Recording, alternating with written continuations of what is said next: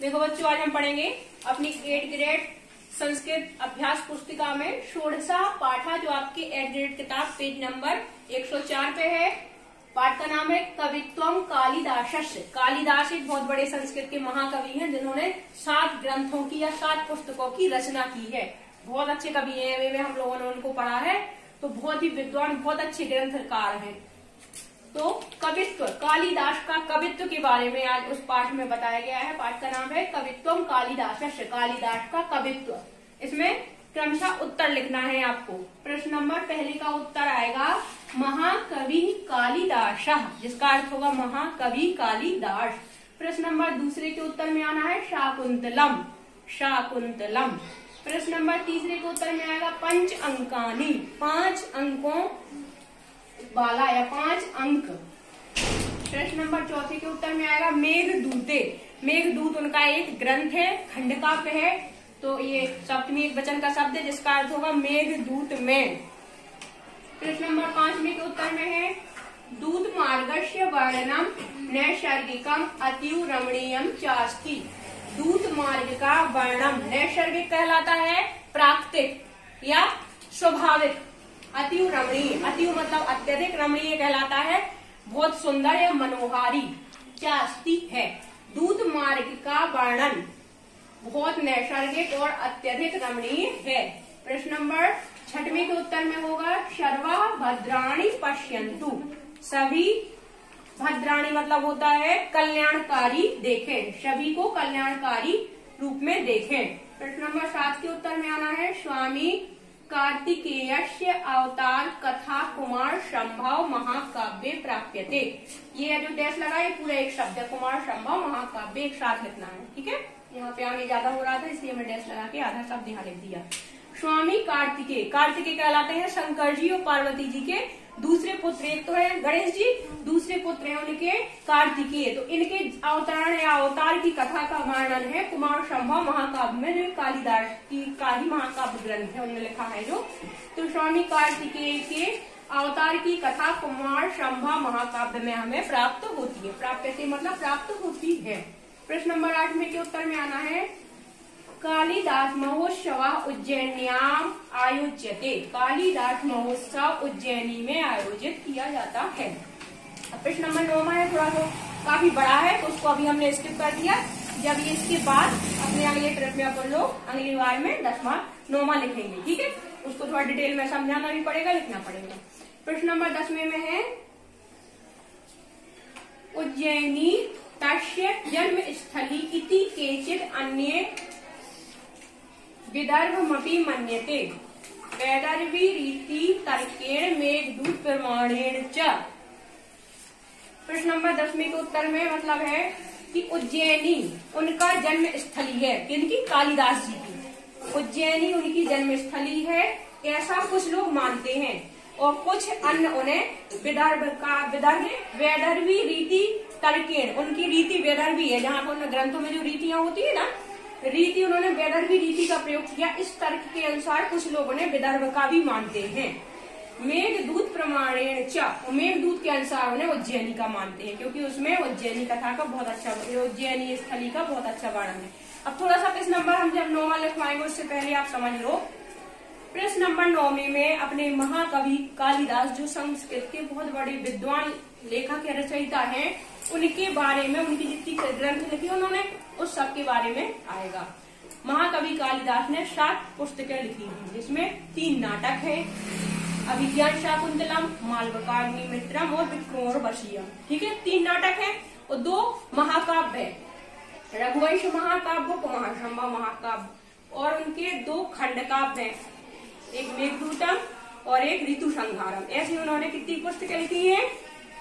7। कितनी लिखी है? 7। 3 नाटक, 2 महाकाव्य और 2 खंडकाव्य, ठीक है। तो उन्हीं के बारे में है कि कितने अंकों का विभाजन है, मतलब वो किताबें कितने कितने खंडों की है। तो आपका अभिज्ञान शाकुंतलम 7 अंक का है, विक्रमोर्वशीयम मालविकाग्निमित्रम 5-5 अंक के हैं, रघुवंश और कुमार संभव 19 और 17 सर्गों के हैं। तो यही उसमें बताया जाएगा किसमें किसके बारे में वर्णन है, तो उसका पूरा एक चार्ट हम लोग बनाएंगे, उसमें समझेंगे। अभी हम लोग ये बात समझते हैं कि जो आपका प्रश्न नंबर 9वां होगा उसमें कालिदास द्वारा लिखी हुई पूरी किताबों का वर्णन है, उनके नाम, उनको कितने खंडों में विभाजित किया गया, उसकी कथा वस्तु या विषय वस्तु क्या है, मतलब उसकी कहानी क्या है। ठीक है, तो अभी ये लिख लो, फिर इसके बाद हम लोग प्रश्न नंबर 9वां लिखेंगे और समझेंगे। ठीक है, महाकवि कालिदासः शाकुन्तलम् पंच अंकानि मेघदूते दूतमार्गस्य वर्णनम् नैसर्गिकम् अतिरमणीयम् चास्ति सर्वः भद्राणि पश्यतु। हाँ देखो बच्चों, आज हम लोग पढ़ेंगे षोडशा पाठा, पेज नंबर आपका जो एट पुस्तक 105 पर है। तो पेज नंबर 1 से 8वां और 10वां हो चुका था, 9वां रह गया था, थोड़ा सा विस्तृत होने के कारण आज हम उसको पढ़ेंगे।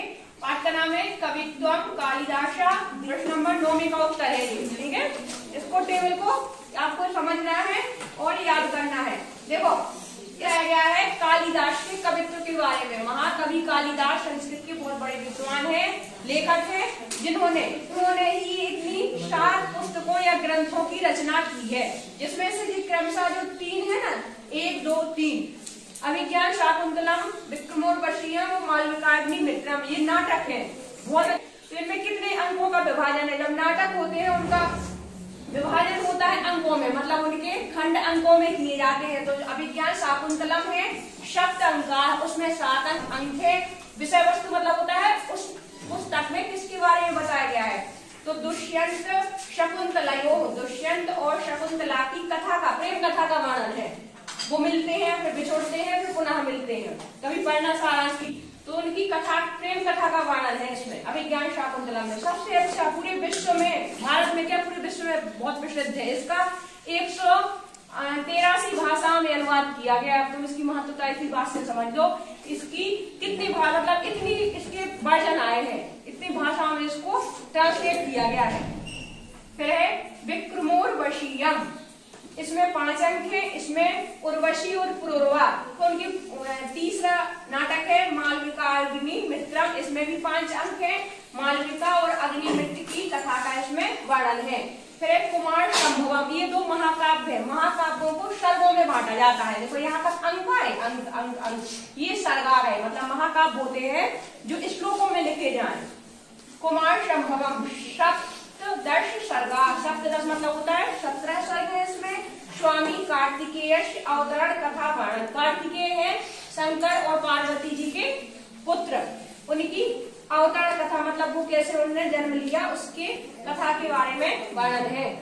से ही इसमें स्पष्ट है। मेघ मतलब होते हैं बादल, दूत मतलब होते हैं अपना एक मैसेंजर, संदेश वाहक के रूप में।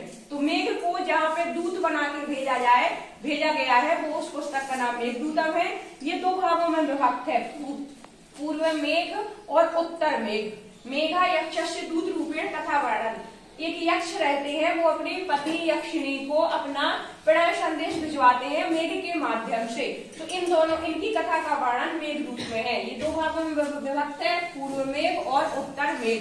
फिर आता है ऋतु संहारम। ऋतु संहार से भी देखो इसके नाम से ये स्पष्ट है कि इसके 6 भाग हैं, क्योंकि 6 ऋतुएं होती हैं। तो क्रमशः 6 ऋतु नाम वर्णन, इसमें एक एक ऋतु का एक एक भाग में वर्णन है। 6 ऋतु नाम प्राकृतिक सौंदर्य वर्णन, 6 ऋतुओं का प्राकृतिक सौंदर्य का जिसमें वर्णन है, वह है ऋतु संहार।